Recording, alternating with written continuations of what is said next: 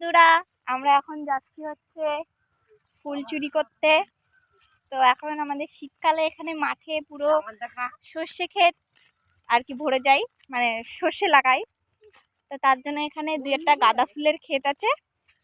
তো আর একটা ক্ষেতে হচ্ছে মানে আর কি অনেকটা পুরনো হয়ে গেছে, ফুলগুলো ছোট ছোট হয়ে গেছে, কিছুদিন পরে গাছগুলো তুলে দেবে। তার জন্য আমরা এখন যাচ্ছি ওই ক্ষেতে ফুল তুলতে। আর দিদি এসছে, দিদিও নিয়ে যাবে। একটু আগে শাক তুলছিলাম, এখন ফুল তুলছি। হ্যাঁ, ফুল তুলতে যাব। তো চলো ফুলগুলো নিয়ে আসি আর ফুল খেতে গিয়ে দেখা ফোনের মধ্যে। তো এখানে আমার ভয়েসটা শোনা যাচ্ছিল না বলে ভয়েস ওভার দিতে হলো। তো এখানে আমরা চলে এসেছি ফুল তুলতে। তো আমি এখানে এটাই বলছিলাম যে যদি আমাদেরকে ধরে নেয় তো সব দোষ আমার মায়ের হবে, সেটাই বলছিলাম। তো দেখো ফটফট করে ফুলগুলো তুলে নিচ্ছি। এই ফুল তোলার সময় যে আওয়াজটা হয় না, খুব ভালো লাগে।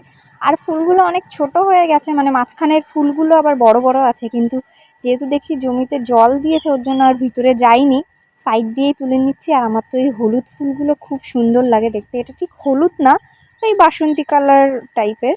আমাদের ফুল তোলা হয়ে গেছে। এই যে আমি এক ঠোঙা তুলেছি। এদি দেখা তোরটা, তুই কতটা তুলেছিস? আমার দিদি পুরো 200 টাকার ফুল তুলেছে। তো যার জমি, সে যদি ভিডিও দেখে থাকো, আমার দিদির বাড়ি থেকে 200 টাকা নিয়ে আসবা, ঠিক আছে?